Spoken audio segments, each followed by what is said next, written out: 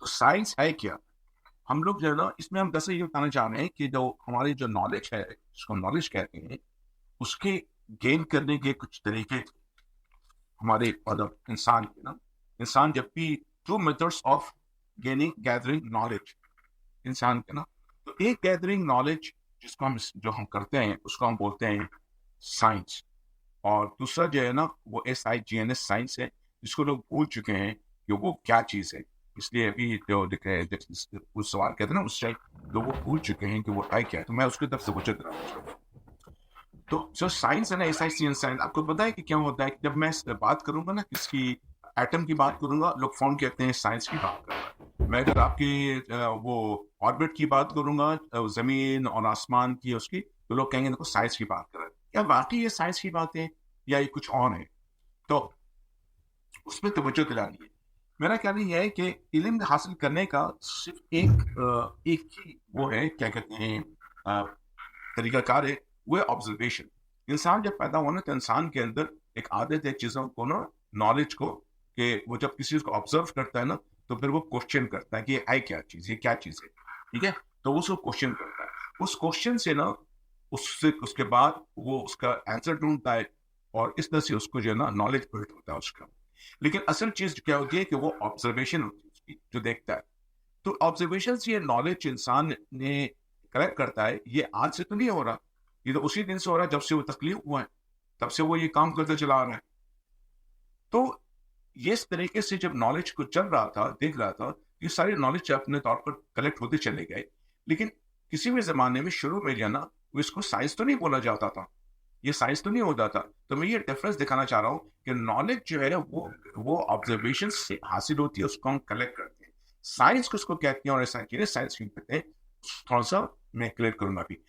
ये जो knowledge gathering का ये तरीका था ना, ये आपके इब्तदा से लेकर के ना 17th सेंचुरी तक जो ये तरीका रहा है नॉलेज गैदरिंग करने का, उसमें एक बात बड़ी खसूसियत के साथ थी। वो खसूसियत के साथ ये थी कि वो तमाम नॉलेज तो ऑब्जर्वेशन से हो रहा था, लेकिन सारे नॉलेज के अंदर जो है ना, वो mind, back of the mind इंसान की था कि ये कोई करने वाला है। और उस करने वाले को जो ना वो लोग खुदा कहा करते थे, गॉड कहा करते थे। ये सारी फंक्शंस जो कायनात में हो रहा है, सारी चीजें जो ऑब्जर्व कर, उनके एक्सिस्टेंस लेकर के, उनके मूवमेंट से लेकर के, वो तमाम चीजें जो वो उनकी बिहेवियर से लेकर हर चीज को जो है ना वो ऑब्जर्व तो करते थे जितनी उनकी स्लाइड थी। और ऑब्जर्वेशन जो है वो अपने तौर पर जो है वो खुद अपने आप को अनफोल्ड अनफोल्ड कर रही, वो जो चीजें अपने आप को अनफोल्ड कर रही होती थी वक्त के साथ साथ। लेकिन इंसान जो है ना उसको कहा करता था कि उसमें हर चीजों में वो इंसान अल्लाह का हाथ देखा करता था, वो गॉड का हाथ देखा करता था। तो वो इसको इस तरह से अंडरस्टैंड किया करता था, सारी कायनात के नॉलेज को।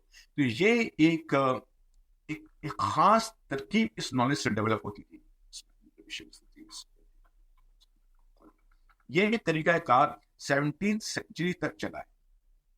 17th सेंचुरी के बाद इसके अंदर है ना चेंज आ गया, बहुत बड़ा चेंज आ गया।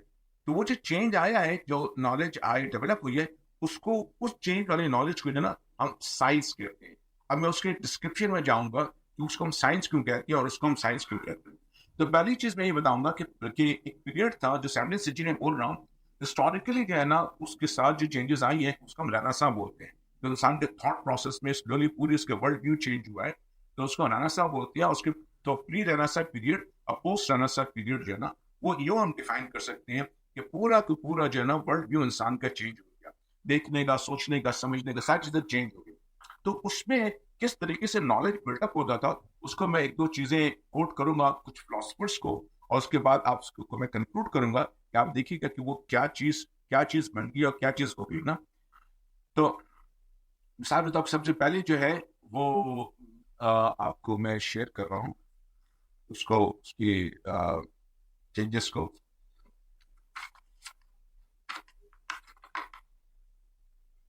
जो पीले रास्ता पीरियड तो था ना, उसमें जो ह्यूमन बीइंग की वो थी, देखने की सलाहियत थी, और उसको क्या कहते हैं, कायनात को, सब चीज में उसमें कैपेसिटी थी कि वो हर चीजों में अल्लाह का हाथ देखा करता था।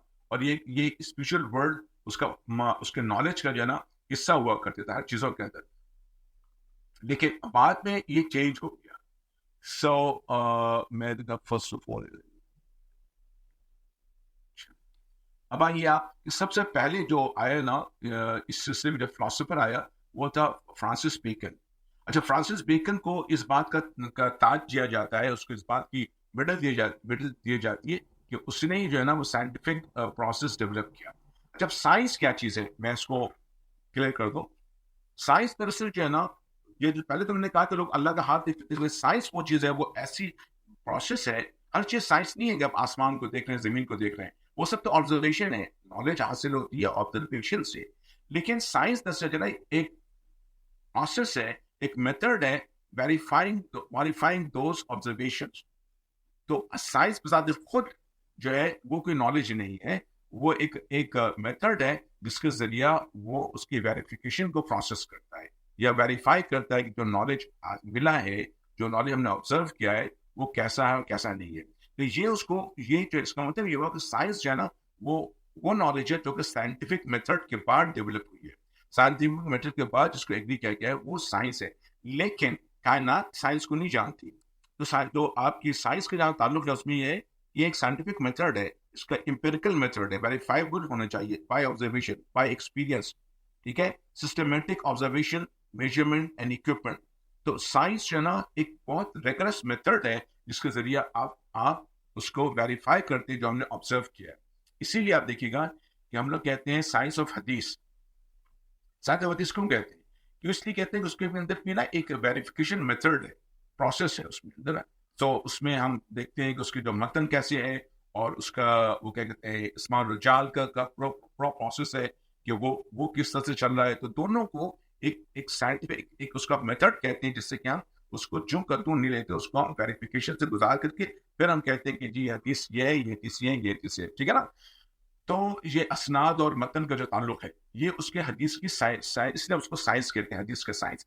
फिर आप देखिएगा सोशल साइंसेस। तो साइंसेस दरअसल क्या है, वो सिर्फ ये एक प्रोसेस का नाम है, एक मेथड का नाम है, जिससे कि आप वेरीफाई करते हैं उस नॉलेज को।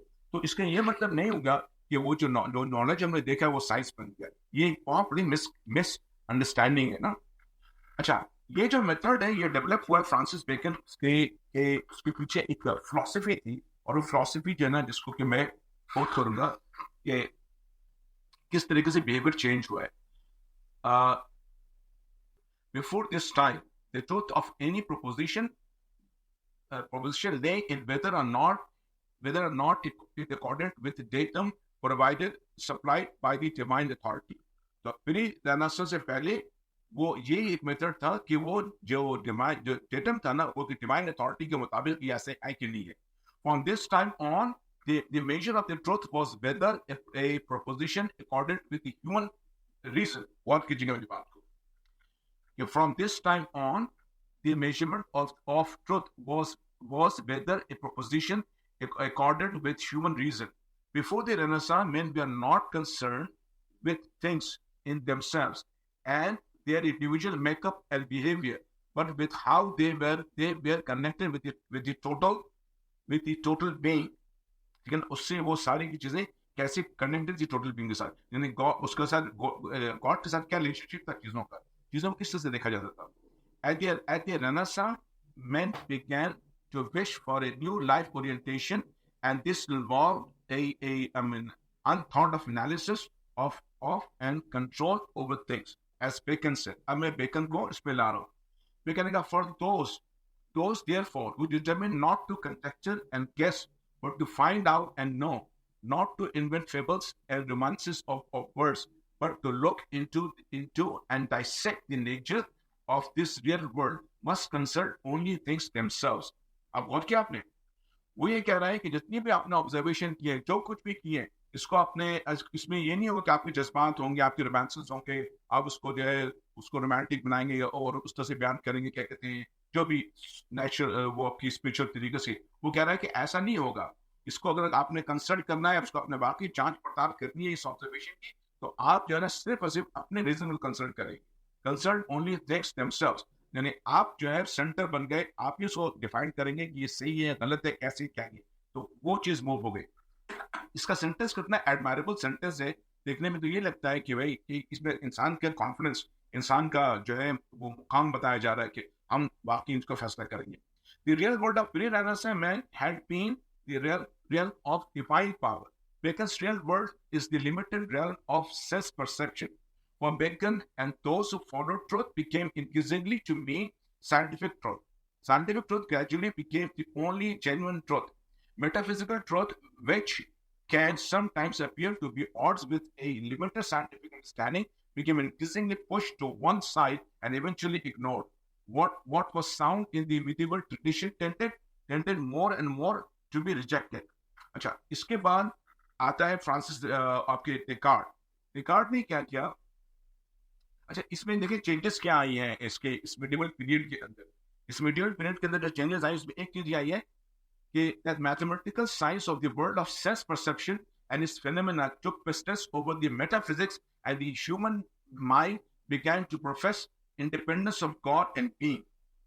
और कीजिएगा, ये छोटी मोटी मजाक नहीं है, ये छोटे मोटे बात नहीं है कि ये बात की जाए. मैं आपसे बता रहा हूँ कि किस तरीके से ह्यूमन कॉन्शियसनेस चेंज हुई है और कैसे डेवलप हुई है.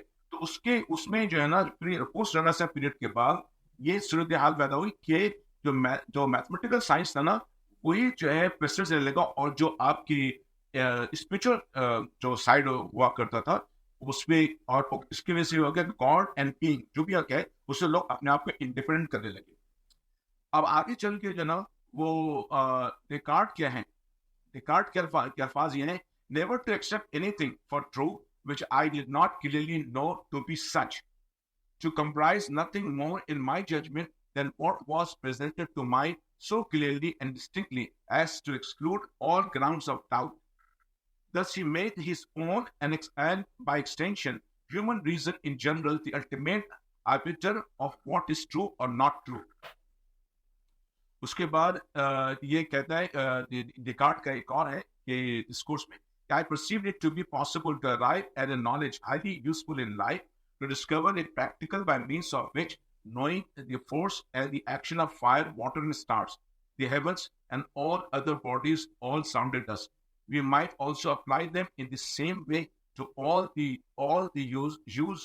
uses to which they are adopted, and thus render ourselves the Lord and possessor of the nature. अब यहाँ पे आप देखिए उसने रिकॉर्ड नहीं किया कि सारी चीजों को आपने स्टडी करना है, फोर्स को, नेचर को, और then you can assume yourself as the lord of the nature. आप उसको और सारे नेचर को जो है ना आप अपने कंट्रोल में ले आए. यहाँ से जो वेस्टर्न माइंडसेट हुआ है ना, वो एक्सप्लॉयटेशन के माइंडसेट डेवलप हुई है. इससे पहले ना तो लोग कायनात को, जो यूनिवर्स थे, उसके एक्सप्लॉयट नहीं क्या करते थे. हमें आपको याद होगा, छोटी सी बात बताऊं कि हमारे यहाँ अपने अपने अपने सोसाइटी के अंदर भी जब कोई चीज वेस्ट करते थे ना, किसी पौधे को या खाने को, उसको, तो हम उसको अपना राइट नहीं समझते थे उसको वेस्ट करना, किसी भी चीज को. तो हर चीज करना शुरू में हर चीज को अपना राइट समझा जाता था कि हर दुनिया में जितनी चीजें हैं, चाहे पौधा हो, जमीन, जो कुछ भी हो ना, उन सब के अपने हकूक हैं. उनको तबाह करना, बर्बाद करना बहुत बुरा समझा जाता था.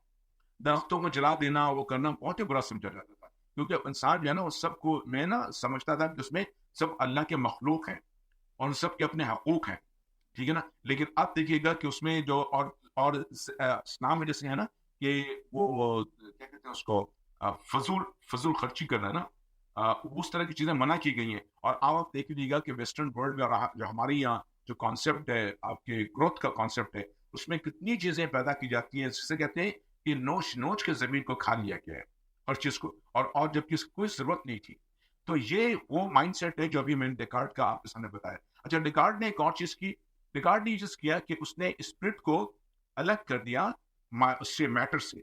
उसने कहा कि स्पिरिट जो है अलग एग्जिस्ट करता है और मैटर, बॉडी जो अलग एग्जिस्ट करता है.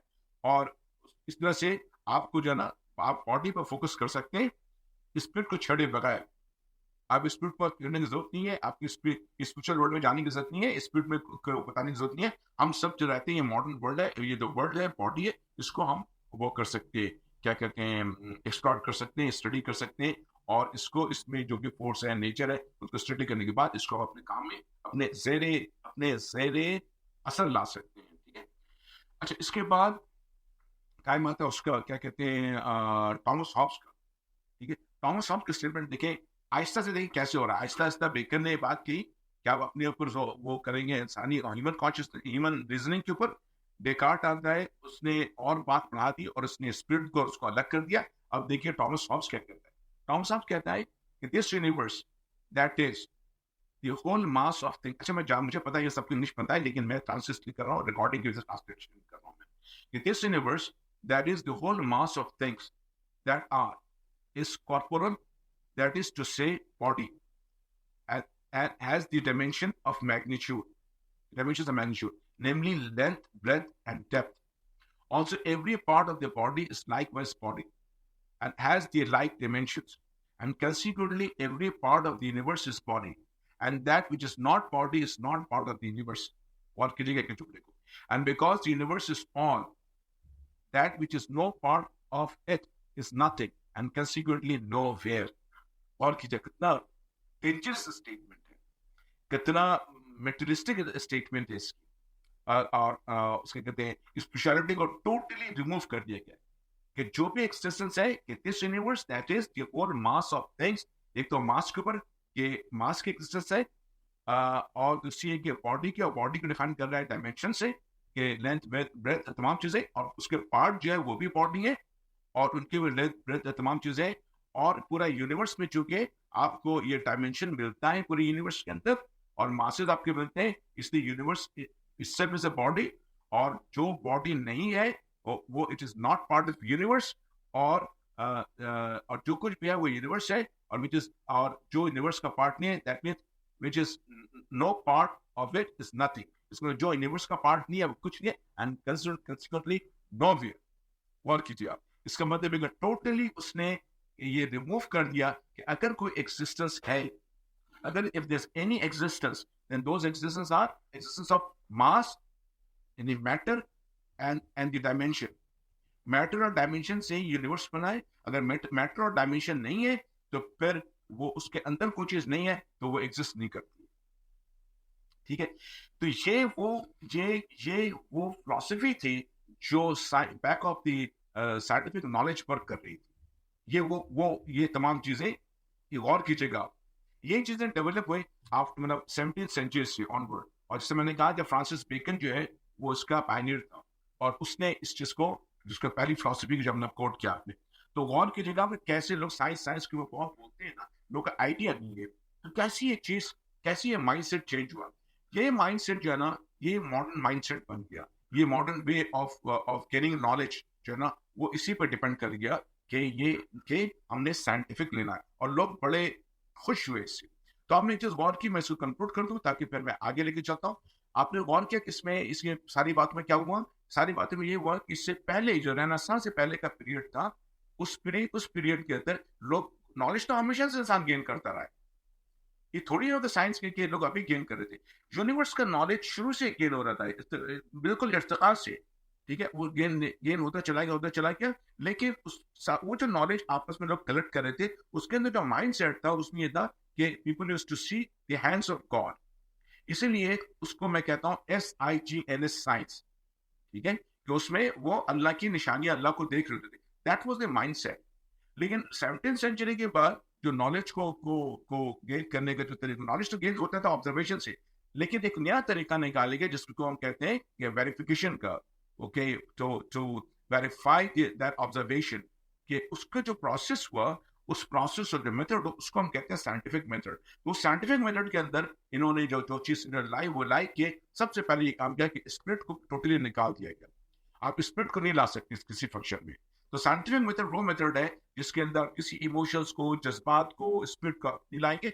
आप उस नॉलेज को बहुत रिगुलसली उसको प्रोसेस किया जाता है, उसको आप एम्पिरिकल तरीके से प्रोसेस करेंगे, और आप उसको जो है वो उसको लेबोरेटरी में भी आप उसको रिक्रिएट करने की कोशिश करेंगे, और वो तमाम चीजें जो है वो बिल्कुल मैथमेटिकल मॉडल आप उसको बना सकते हो.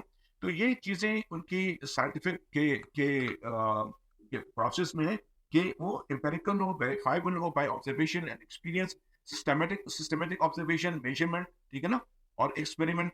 तो ये सारी चीजें इसके बाद आप वेरीफाई करेंगे. इसमें किसी तौर पे भी आप जो है ना स्पिरिट को और चीजों को अपनी लेके आएंगे. तो यही वजह है कि लोग मुझसे पूछते हैं कि आखिर क्या वजह है कि इतने बड़े बड़े साइंसदान हैं लेकिन उनको अल्लाह क्यों नहीं मिलता. तो उनका अल्लाह इसलिए नहीं मिलता है कि मैं कायनात की जो एक नेचर है, कायनात का नेचर ये है कि कायनात उसी तरह इंसान को नजर आती है जिस तरह से वो परसीव करना चाहता है. हम ये समझते हैं कि जो हम परसीव कर रहे हैं वो नहीं होता, बल्कि परसीव करने का ना हमारा अपना एक एटीट्यूड होता है. ये भी एक बहुत बड़ा साइन है कि हमें दुनिया वैसे नजर आती है जैसे हम उसको देखना चाहते हैं। लोग समझते हैं कि ऐसी कहने वाली बात है, ऐसी कहने वाली बात नहीं है।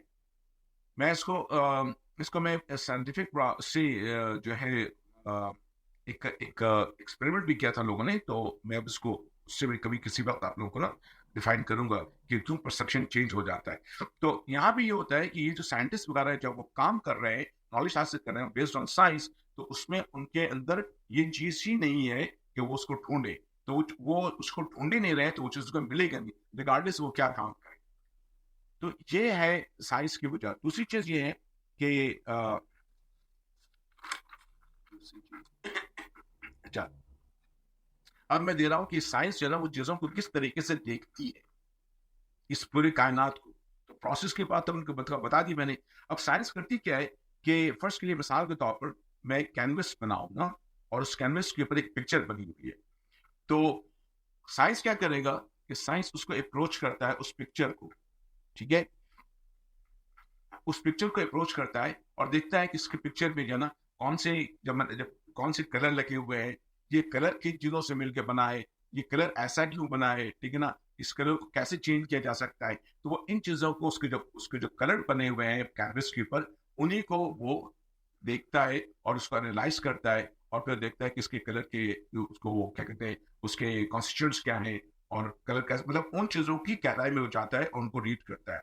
अच्छा, ये न्यूटोनियन फिजिक्स में ये होता था कि कैनवस को जो है ना अलग रखा गया, और कैनवस जो है वो दरअसल टाइम एंड स्पेस है, उसको जो है ना एब्सोल्यूट समझा गया, और वो समझा गया कि वो जो है अपने अंदर चेंजेस को नहीं लाता। वो साथ खुद एक एक समझिए कि एक स्टेज है जो स्पेस एंड टाइम है, और सारी जो मूवमेंट्स के अंदर हो रही है वो सारे ड्रामास हो रहे हैं।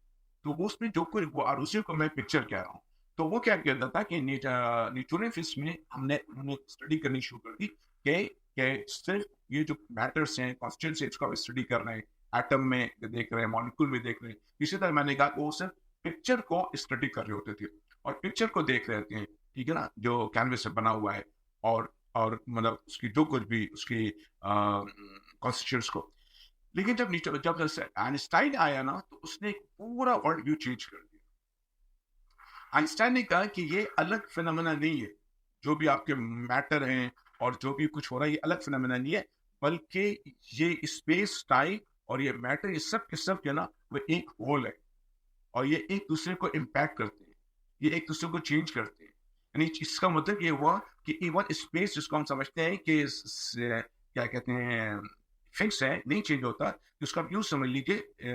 मैं इसको अपने प्रोग्राम में बताऊंगा जब मैं आपकी वो करूंगा ना, इस रिलेटिव थ्योरी के ऊपर का बताऊंगा ना, और क्वांटम मैकेनिक्स के ऊपर, तो मैं क्लियर कर दूंगा। अभी मैं इसको एक लेमैन में समझा रहा हूँ कि फर्स्ट के लीजिए एक कमरा है आपका ना, 12 बाय 12 का कमरा है। तो कमरा तो फिक्स है, हम हमेशा अंदर कमरा सही है। अब कितने भी मेहमान आ जाए उस कमरे के अंदर, कमरा तो 12 ही कराएगा ना। लेकिन जो ने कहता है कि अंदर जो प्रोसेस हो रहे हैं, और फर्स्ट के लिए कोई बंदा आप लेके आ जाए, बहुत सारे बंदे, तो ये कमरा जो है सुकड़ सकता है, या फिर ये कमरा खुद ब खुद बढ़ जाएगा। ये 12 बाय 12 का कमरा जो है ना, वो 14 बाय 14 का कमरा हो जाएगा, या ये 10 बाय 10 का कमरा हो जाएगा। आप गौर करें, कितना बड़ा चेंज है थॉट प्रोसेस के अंदर, कि हम लोग अपनी सारी जिंदगी ये समझते रहे कि स्पेस जो है वो कांस्टेंट है, ना वो बढ़ता है ना छोटा होता है।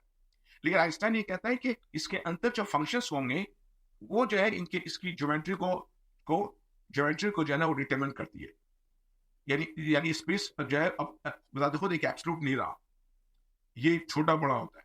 दूसरी चीज उसने ये कही, इसका टाइम है, टाइम भी जो है वो भी एक फिक्स नहीं है। हम तो सारी जिंदगी समझते रहे कि टाइम एक एब्सोल्यूट है, यानी क्या, मैं टाइम देखूं, आप टाइम देखें, किसी इवेंट का टाइम वही होगा, वो चेंज नहीं होगा। एक आदमी को सिगरेट पी रहा 5 मिनट में, तो 5 मिनट आप ही काउंट भी करेंगे, 5 मिनट मैं भी काउंट करता 5 मिनट। लेकिन वो कहता है कि नहीं, ऐसा नहीं होता है। वो डिपेंड करता है कि हमारा जो ना वो फ्रेम और रेफरेंस में क्या, हमारे हम किस स्टेट में, डिपेंडिंग अपॉन इंडिविजुअल स्टेट। अगर आपके स्टेट, अगर आप दौड़ रहे हैं, मेरा स्टेट की मैं खड़ा है, डिपेंडिंग अपॉन फ्रेम और रेफरेंस जो है और मूवमेंट को, वो कहता है कि टाइम चेंज हो जाएगा। वो कहता है कि एक बंदा आप जो है वो 5 मिनट तय कर रहे हैं, दूसरा बंदा 3 मिनट करेगा, किसी कोई मेजर करेगा 7 मिनट। ये कितनी अजीब सी बात हो गई है कि एक ही इवेंट है और वो डिपेंड करता है ऑब्जर्वर के ऊपर, ऑब्जर्वर के स्टेट के ऊपर। तो ये भी जो टाइम था तो खुद है ना, ये भी खिंचता छोटा बड़ा होता है। अब इसने इसको अलग अलग नहीं किया उसने, तो ये मैं बता रहा हूँ। दूसरी चीज उसने क्या किया कि नहीं, ये अलग भी नहीं है, ये टाइम और स्पेस जो है ना, ये सारे एक फैब्रिक का नाम है, ठीक है। और ये एक ही फैब्रिक है, तो पता ही चला कि इस फैब्रिक के अंदर जो मैटर है वो भी इसी फैब्रिक का हिस्सा है। और हर चीज एक दूसरे पे इम्पैक्ट कर रही होती है, ठीक है ना। आप आगे पढ़ाएंगे तो ये स्पेस छोटा हो सकता है, टाइम भी चेंज होगा, अलग अलग नहीं टाइम है, ये स्पेस टाइम चेंज होता है और छोटा बड़ा होता जाता है। तो उसके बावजूद भी जो है ना, आइंस्टाइन ने जो है ना, ये लोग फिर भी फर्क थी न्यूटोनियन में और इसमें फर्क ये हुआ कि जो ऑब्जर्वेशन है वो स्टिल इट्स रिमेन लिमिटेड। और वो लिमिटेड इस तरीके से हुई कि वो उसमें ये हो कि इसमें भी न्यूटोनियन आइंस्टाइन में भी ठीक है, वो उसने उसने शामिल कर लिया आपकी कैनवस को भी, लेकिन स्टडी वो कैनवस की ही रही, ठीक है ना। वो कैनवस को स्टडी करते थे, कैनवस से पिक्चर तमाम को स्टडी किया, लेकिन कैनवस से बाहर नहीं गए। फर्क आपने दिखा है कि आइंस्टाइन न्यूटोनियन में कैनवस जो है जिसमें कि पिक्चर बना हुआ है उसको उसको इन्वॉल्व नहीं करते थे, उसको स्टडी नहीं किया। आपने उसके अंदर होने वाले फंक्शंस को स्टडी करते थे, ठीक है ना, डायमेंशंस का, मास को। लेकिन जब आइंस्टाइन के आया तो उसमें आपने कैनवस को यानी स्पेस टाइम मास को बिल्कुल सबमर्ज किया, उसको जो है एज ए होल स्टडी किया गया। ये चीज जो है it was a big difference, but still it did not change what I was saying कि पोस्ट रनर पीरियड के अंदर जो है वो उससे ये चेंज नहीं हुआ, इसमें कोई चेंजेस नहीं आए। स्टिल जो है वो इनको साइंटिफिक मेथड से गुजारा गया और साइंटिफिक मेथड के बाद ही इसका जो है इसको इस पे एग्री किया गया, उसके उसके वेरिफिकेशन के बाद ना। ये प्रोसेस जो का टू रहा, और स्टडी जो है वो सिर्फ किसकी रही, फिजिकल वर्ल्ड की स्टडी रही। चाहे चाहे अब न्यूटोनियन जाए चाहे आइंस्टाइन की जाए, स्टडी स्टिल फिजिकल वर्ल्ड की रही। अच्छा, अब लोग फिजिकल वर्ल्ड की जो स्टडी रही, इसके अंदर जो चेंजेस आए ना, अब लोग कहेंगे इसमें एक खास बात ये थी कि जो साइंस थे ना वो डिटरमिन करते थे आपके वेदर के ऊपर, क्या कहते हैं, मैंने कहा कि कैनवस के ऊपर और पिक्चर के ऊपर, ये सारा फोकस रहा साइंस का ना। No focus on the painter, painter के ऊपर कोई फोकस नहीं होता है साइंस का, क्योंकि साइंस ने जरा पेंटर के कॉन्सेप्ट को टोटली निकाल दिया। और जैसे वो टॉमस हॉब्स ने कहा था, तो टॉमस हॉब्स की जो स्टेटमेंट थी उससे पेंटर का कोई वजूद नहीं है, ये सारा कुछ जो है पेंटिंग का सारा वजूद है। और वो पेंटिंग को सिर्फ एनालाइज करते थे, पेंटिंग को साइड देखते थे। अच्छा, इसका रिजल्ट क्या निकला? इसका रिजल्ट कहते हैं जी, सॉरी, वो कहते हैं कि इसका रिजल्ट जो है ना वो टेक्नोलॉजी में निकला। क्या मुझे टेक्नोलॉजी हासिल हुई और टेक्नोलॉजी की वजह से जो ह्यूमन बीइंग डेवलप कर गए, उनमें डेवलपमेंट हुई। तो क्या ये बात ट्रू है, ये का सच है कि जो है अगर साइंस नहीं होता तो टेक्नोलॉजी डेवलप नहीं होती? मैं इसको जो है ना वो इससे मैं एग्री नहीं करता। उसकी वजह ये है कि ऑब्जर्वेशन जो जब प्री नासा पीरियड के अंदर बिना टेक्नोलॉजी मौजूद थी, एक बंदा, आपको पता है कि अगर पत्थर उठाना होता था तो वो एक लकड़ी को डालते थे लेवल बना के, और लकड़ी के हेल्प से पत्थर को उठाते थे, इसको हम लेवर कहते हैं, ठीक है ना। वो भी टेक्नोलॉजी था, वो भी टेक्नोलॉजी हुआ करती थी ना। अच्छा, और इसके बाद आपके व्हील बना, जो व्हील से बने वो भी तो टेक्नोलॉजी है ना। तो इस तरीके से उस जमाने में भी पत्थर काट करके लोग हथियार बनाए करते थे, वो भी टेक्नोलॉजी, ठीक है। तो टेक्नोलॉजी जो है हमेशा ऑब्जर्वेशन के साथ साथ टेक्नोलॉजी डेवलप हुई है। बात दरअसल ये है कि ये जो डेवलपमेंट होती है ना आपके जो चीज यूनिवर्स के अंदर, ये जो सारी चीजें साइंस ने डेवलप नहीं की, यूनिवर्स के अंदर खुद पोटेंशियल मौजूद होती है चीजों की। अब मिसाल में दो एक बात कि एक बंदा जो है ना, इंसान जब डेवलप हुआ तो वो बैठा करता था पत्थर के ऊपर, पत्थर से उसको तकलीफ होने लगी, तो उसने जो है देखा दरख्त, उसके ध्यान में आया ये दरख्त है, इसको काटा जा सकता है। काट के उसने लकड़ी निकाली, उससे उसने बेंच बनाया, बेंच में बैठा, आगे उसने सोचा कि बेंच भी सख्त होता है तो उससे गद्दे का कॉन्सेप्ट आया। तो ये जो चीजें डेवलपमेंट है ना, ये ऐसा नहीं हुई है, ये एनवायरमेंट के साथ और इंसान के फोकस के साथ जो है ना, ये जो नेचर है वो अपने आप को अनफोल्ड करता रहा है। टेक्नोलॉजी इस तरह से डेवलप हुई है, टेक्नोलॉजी को सांस से नहीं किया, टेक्नोलॉजी डेवलप होती है शुरू से हुई, जैसे जैसे क्योंकि ये नॉलेज जो है ना, ये नॉलेज, अच्छा ये नॉलेज, ये दरख्त का ताल्लुक है, ये दरख्त का जो है, जब दरख्त बन गया तब आपने सोचा, लेकिन जब फर्स्ट के दरख्त नहीं बने, एक मिसाल दे रहा हूँ, जो वो मॉलिक्यूल था तब तक किसी नहीं सोचा होगा। तो इसका मतलब यह है कि ये दरख्त बनना था और बनने के बाद से उसका बेंच बनेगा, लेकिन ये प्लानिंग हुई कब से? बहुत यूनिवर्स के इस बिगनिंग से।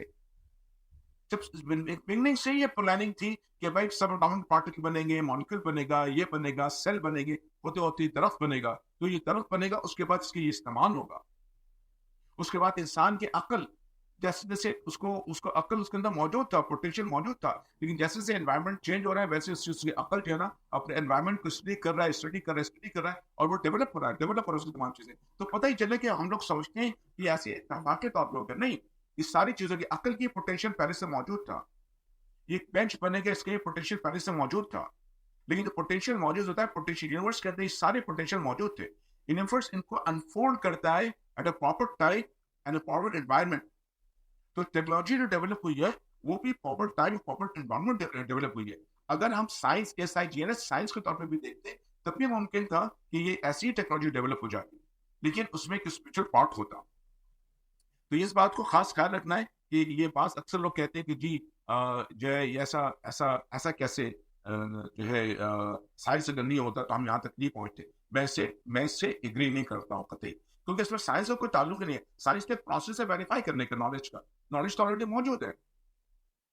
ये चांद का, सितारे का, एटम अपनी जगह मौजूद है, नेचर के अंदर मौजूद है। तो ऑब्जर्वेशन, इस तरह से ऑब्जर्वेशन करें स्पेशलिटी के साथ या उसको अलग करें, आप उसको स्टडी करेंगे वो अपना आप अनफोल्ड करेगा, फिर मौजू खुद आएगी। इसको आगे देखूंगा मैं डिटेल में इंशाल्लाह ताला। तो ये साइंस के बाद जो जो अल्टीमेट जो साइंस का वो निकल गया, कहते उसको अगर उसको क्या कहते नम कर दूं या उसको मैं समराइज कर दूं इन ए नटशेल, तो नटशेल के अंदर जो है ना जो साइंटिफिक माइंड जो है ना वो कॉज एंड इफेक्ट की मान लेगी। वो हर चीज का कि ये ऐसा हुआ है तो उसका कॉज में देखेगा, उसका कॉज किया है कि ये ऐसा हुआ तो ये ऐसा हुआ होगा, ये ऐसा करना है तो ऐसा होगा, ऐसा मुझे करना होगा तो ये रिजल्ट निकलेगा। तो इस तरह से कॉज एंड इफेक्ट में उसको डिफाइन किया गया। लेकिन जो जो ये है आपकी साइंस की वजह, और इस साइंस की वजह के अंदर जो जो हम कह रहे हैं ना कि इसकी वजह से टोटल स्पिरिचुअलिटी अलग हो गई। अब मैं आता हूँ यूनिवर्स के ऊपर और फिर मैं आपको दिखाऊंगा SIGNS साइंस। अब तरह से यूनिवर्स में गौर कीजिए आप, क्या यूनिवर्स साइंस को फॉलो करती है? बिल्कुल नहीं। मिसाल के तौर पर हम साइंस किसको कहते हैं? एक पार्टिकल है negative and positive particle, charge. तो एक तो ये कि हम एक चीज तो एक बिहेवियर है उसको हम चार्ज बोलते हैं, और फिर दोनों चार्ज को आइडेंटिफाई करते हैं नेगेटिव एंड पॉजिटिव से। और ये चार्ज जो है हम क्या दिखाते हैं कि ये जब दो नेगेटिव मिलते हैं, दो पॉजिटिव मिलते हैं, किसी को धक्का देते हैं, जब ऑपोजिट होते हैं किसी को खींच लेते हैं। अब मुझे आप ये बताइए कि हमने इसको चार्ज बोला, नेगेटिव बोला, पॉजिटिव बोला, चार्ज बोला, हमने इसके फोर्स को कैलकुलेट कर लिया कि इनके दिमाग फोर्स क्या होता है, रिपल्सिव फोर्स क्या होते हैं, अट्रैक्टिव फोर्स क्या होता है, उसका हमने फार्मूला भी डेवलप कर लिया, ठीक है ना, सब चीज कर लिया। लेकिन आप क्या समझते हैं कि ये जो चीज है, और उसका हमने साइंस का, आप क्या समझते हैं कि ये जो पार्टिकल्स है इन्हें साइंस के मुताबिक एक्ट किया है? ये है वो सवाल जो हमें अपने आप से करना चाहिए। हम इस सब कुछ साइंस बोल देते हैं, ऐसा नहीं है। अब आप देखिए कि आप अपने ना सोच को बदलिए, अपने कॉन्शियसनेस को जो ना रीप्रोग्राम कीजिए। असल में क्या है? असल में ये है कि ये जो पार्टिकल थे इनके अच्छा, चार्ज को साइंस डिफाइन नहीं कर सकता चार्ज क्या है, इसको कहते हैं उसकी उसके फंडामेंटल नेचर, लेकिन उसके एसेंस को नहीं बता सकता। तो पता ये चला, जो बहुत इंपॉर्टेंट बात है, क्वेश्चन ये है कि ये चीजें जो है ना इस साइंस को फॉलो नहीं कर रही है। ये पार्टिकल्स का अपना एसेंशियल नेचर है जिसको आप चार्ज का नाम देते हैं, ये उनका एसेंशियल नेचर है। अब सवाल ये पूछेगा कि नेचर है कहां से, और इसी नेचर के बुनियाद पर जो है ना ये इनका नेचर है, जो जिसको हम चार्ज बोलते हैं, एसेंशियल नेचर है। और फिर ये देखिएगा किस तरह से कॉस्मोस में एक्ट करते हैं। इनके अंदर एक नेचर है, इनका कहानी का बनाया गया तो मैं कहानी ऐसे बनाऊंगा कि इनके अंदर भी शुरू से बिगनिंग में भी ना एक जज्बात पाए जाते हैं, मोहब्बत का और नफरत का, ठीक है ना। तो उसमें यह है कि गैरों से मोहब्बत और अपनों से नफरत, अपनों को धक्का देना, गैर को अपने से अट्रैक्ट करना, तो ये इसका नेचर है, ठीक है ना। इस नेचर से हट के नहीं, और इस नेचर को के बुनियाद पर अगर ये नेचर नहीं होता ना तो आज कायनात नहीं बनती। इसको हम कहते हैं पोलैरिटी, ठीक है ना। ये पोलैरिटी की कहानी है, और नेचर के अंदर ये पोलैरिटी डाली गई है। ये पोलैरिटी जो के अंदर है कि एक नेगेटिव है, पॉजिटिव है, क्योंकि ये पोलैरिटी इसकी वजह से सारी कायनात बन गई, इसकी वजह से इलेक्ट्रोमैग्नेटिक फोर्स बना है, इसके ऊपर सारे एटम की क्या कहते हैं उसकी उसकी उसकी बनावट हुई है, उसकी एग्जिस्टेंस है, हमारी पूरी यूनिवर्स की एग्जिस्टेंस है इसके ऊपर। तो ये कहां से शुरू हुआ? ये एसेंशियल नेचर से शुरू हुआ पार्टिकल की, सब एटॉमिक पार्टिकल्स के, और आगे भी ये नेचर मौजूद रहा, और इस नेचर की वजह से सारी कायनात मौजूद है। और हम इसको साइंस बोलते हैं, और साइंस बोल के हम खत्म कर देते हैं। हम कभी पलट के नहीं पूछते कि भाई ये एसेंशियल नेचर लेके ये पार्टिकल आए कहां से, किसने इसको ये एसेंशियल नेचर दिया, और ये एसेंशियल नेचर इसको क्यों है, ठीक है ना। तो ये है वो इंपॉर्टेंट सवाल जो हम आपस में नहीं करते। इसी तरीके से जब छोटे पार्टिकल्स के अंदर जो उनकी रिलेशनशिप होती है ना, उनका एसेंशियल नेचर होता है, उसका उसको हम स्टडी करते हैं, उस स्टडी को हम बोलते हैं फिजिक्स। उसके बाद जब चीज मॉलिक्यूलर लेवल पे आती है तो उसको हम कहते हैं, उसको हम केमिस्ट्री कहते हैं।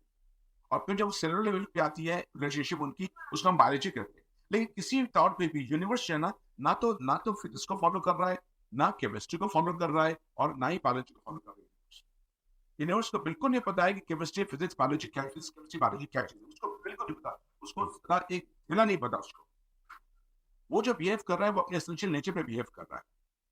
हमने उनके बिहेवियर में नाम रख दिया और ऐसा समझते हैं कि वो नाम रखने की वजह से उन्हीं को फॉलो कर रहे हैं।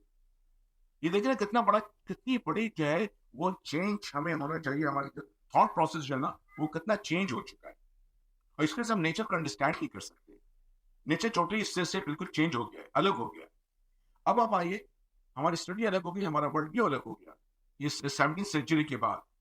और 17वीं सेंचुरी के बाद ये सारी की सारी चीजें जो है ना हमने हमने साइंस के नाम पे तोहफा दे दिया, और सारे लोग उसको साइंस बोलने लग गए। और हर चीज जहां भी आप आइटम की बात कीजिए साइंस हो गया, अब आप कायनात की बात कीजिए साइंस की हो जाएगा। ये है वो माइंडसेट जो हमारा डेवलप हुआ है, एक मॉडर्न माइंडसेट, जिसको साइंटिफिक माइंडसेट कहते हैं। लेकिन मैंने जाना कि साइंस तो है ही कुछ नहीं, सारी नॉलेज ऑब्जर्वेशन से, बस आपने उसको प्रोसेस के एक तरीके से करने के बाद उसको साइंस मिल गया, ठीक है। और वो प्रोसेस में इतना बड़ा फ्लॉ है कि उसके अंदर से आपने स्पेशलिटी को टोटली निकाल दिया, आपने बाहर कर दिया। अब उसमें पेंटर का कोई तस्करा नहीं होगा। अब आप आए साइंस के ऊपर, साइंस में क्या डिफरेंस है जो हम डिस्कस कर रहे थे। साइंस में आप देखिएगा कि साइंस में ये होता है कि जब बंदा देख रहा होता है ना पिक्चर को, उसमें कैनवस में बना हुआ पिक्चर जो है, फोटो, उसको जब देख रहा होता है, तो वो देखने के बाद उसके जहन में बैक ऑफ माइंड उसकी वजह है, वो सोचता है पेंटर का। वो हमेशा जो चीज में देखता है ना, वो एटीट्यूड हुआ करता था 17वीं सेंचुरी से पहले, कि वो जो भी पेंटिंग देखता था ना, वो पीछे सोचता था पेंटर के बारे में। यार ये पेंटर ने बनाया है, ठीक है, वो पेंटर कौन होगा। फौरन उसको इससे मतलब नहीं था, जैसे पहले बताया ना, उसको इससे मतलब नहीं था कि पेंटिंग के अंदर कौन सा कलर इस्तेमाल किया गया है, पेंटिंग के जो कलर किया है वो किन किन चीजों से मिलकर बनाया है, उसको एडजस्ट किया है, उसको उसकी चीजों से इतना मतलब नहीं था, ठीक है। उसको इस बात से ज्यादा मतलब था, ओ देखो कितनी जबरदस्त तस्वीर बनी हुई है, वो देखो कितनी जबरदस्त तस्वीर बनाई गई है, ठीक है ना। तो वो उन चीजों को देखता था, और फिर तस्वीर के को देखता जब तो तस्वीर का एनालाइज करता था, तो उसके ब्यूटी के अंदर वो जाया करता था, और वो देखता था कि कितनी खूबसूरत तरीके से क्या क्या चीजें, क्या क्या कमाल है इसके अंदर उस पेंटर का। तो पता ही चला कि जो स्टडी ऑफ साइंस थी उसके अंदर जो है ना, वो पेंटिंग इस्तेमाल होती थी, पूरा कैनवस पूरी पेंटिंग इस्तेमाल होती थी। वो जो होता था उससे जो नॉलेज मिलता था वो पेंटर का नॉलेज मिलता था, पढ़ते थे वो पेंटिंग को, लेकिन वो उनको इसमें नॉलेज हासिल होता था, जो इल्म हासिल होता था वो पेंटर का होता था। कितनी कितनी अजीब, आप देखें गौर करेंगे आप मेरी बात को, कितना अजीब डायमेंशन इसके अंदर। वो लोग पेंटिंग को स्टडी करते थे और पेंटिंग को स्टडी करते थे, और वो वहीं तक महदूद रहते थे। और इसमें क्या होता था कि वो स्टडी तो कर रहे हैं पेंटिंग, वो पेंटिंगों को देख सकते हैं, पेंटिंग को स्टडी करना है, ठीक है।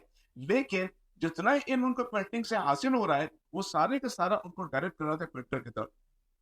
उनको पेंटर का इल्म, देख रहे हैं पेंटिंग और इल्म हासिल हो रहा है पेंटर का। सुभान अल्लाह, मैं रिपीट करता हूँ, ये देख रहे हैं पेंटिंग को और इल्म हासिल हो रहा है पेंटर का। इसी को हम कहते हैं मार्फत, इसी का नाम है मार्फत, ठीक है ना। और किसकी मार्फत हासिल हो रही है? खालिक की मार्फत हासिल हो रही है। और इसका मतलब यह हुआ कि ये लोग जो थे, जो साइंस देखते हैं, वो तख्लीक को देख के खालिक को पहचानते हैं, वो तख्लीक को स्ट्रेटेजी करते हैं और उसमें वो खालिक को पहचानते हैं। अब ये पहचानना कैसे होता है, वो खालिक को कैसे देख पाते हैं? तो खालिक को देखने का जाए, वो जो साइंस है ना, उसकी एक बड़ी कमाल उसकी वो है, क्या कहते हैं,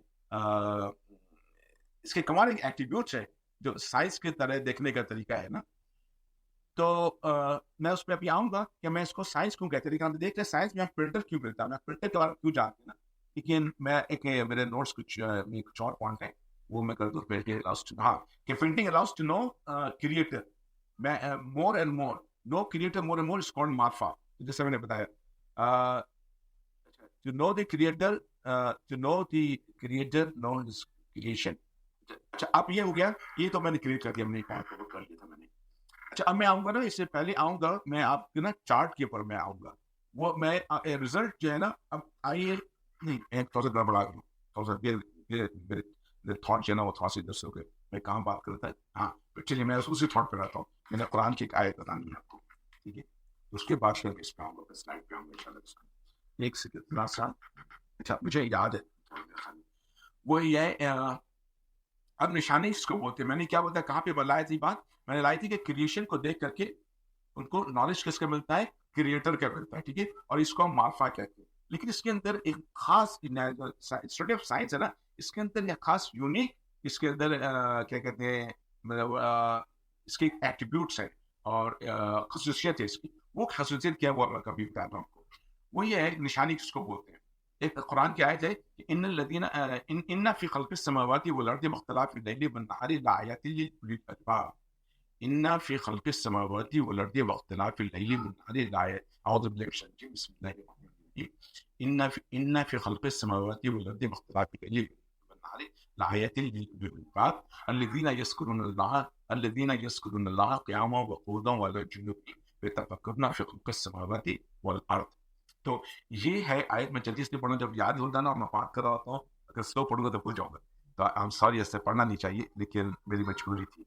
तो एनीवे, तो मैं ये कहना चाह रहा हूँ कि ये आयत मैंने आपको पढ़ी है, इस आयत का मतलब यह है कि बेशक जो है वो इन्ना फी खल्क़िस समावाति, बेशक जो है वो आसमान और जमीन, आसमान जमीन का मतलब होता है ऑल यूनिवर्स, एवरीथिंग क्रिएशन, ठीक है ना।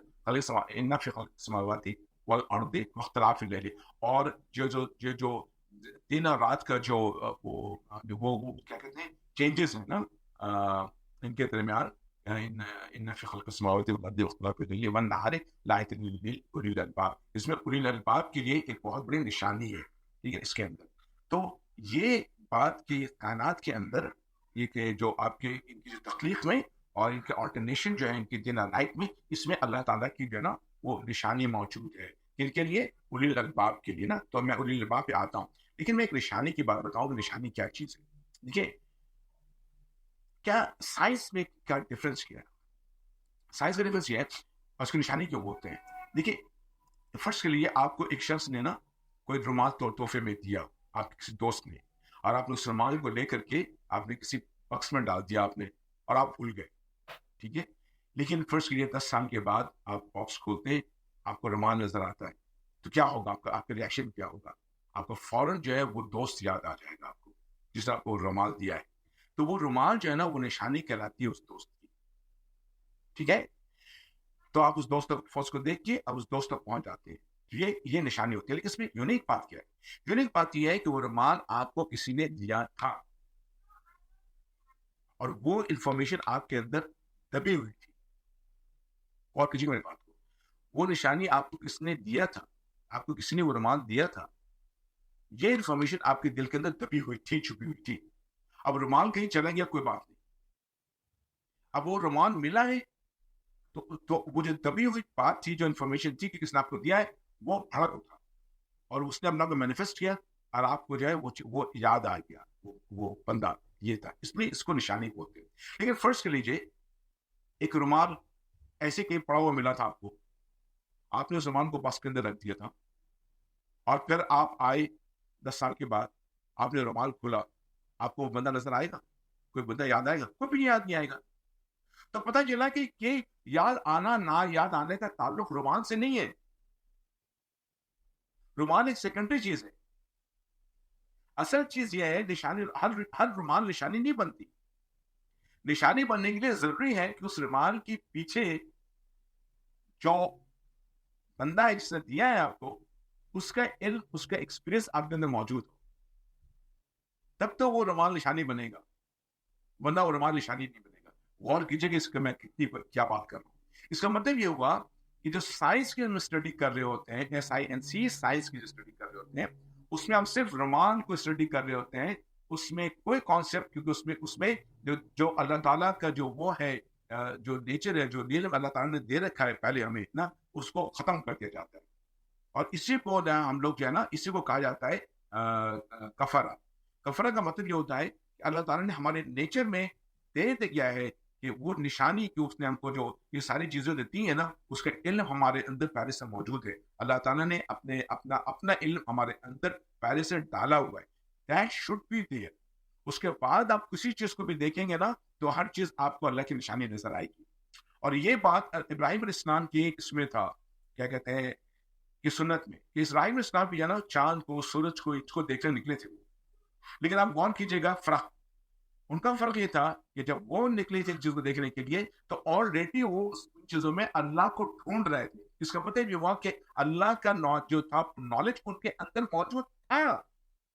अब उसको ढूंढ रहे थे कि चांद पे, सूरज पे, सितारों में। ठीक है, ये है इब्राहिम इस्लाम की सुन्नत। और इसमें इसी पे साइंस पे हम डेवलप, SIGNS साइंस डेवलप। लेकिन SCINC साइंस जो है ना, वो डेवलप होता है फिरौन की सुन्नत पे। फिरौन के जब मूसा इस्लाम ने बात कर देते, तो फिरौन ने हामान से कहा, अपने कोटियर से कहा कि सुनो, मुझे जो है ना इतनी बड़ी सीढ़ी बना दो कि मैं जाके देखना चाहता हूँ। मैं देखना चाहता हूँ कि वो मूसा का जो है खुदा है कि नहीं, जो ये बातें करता है सही है कि नहीं है।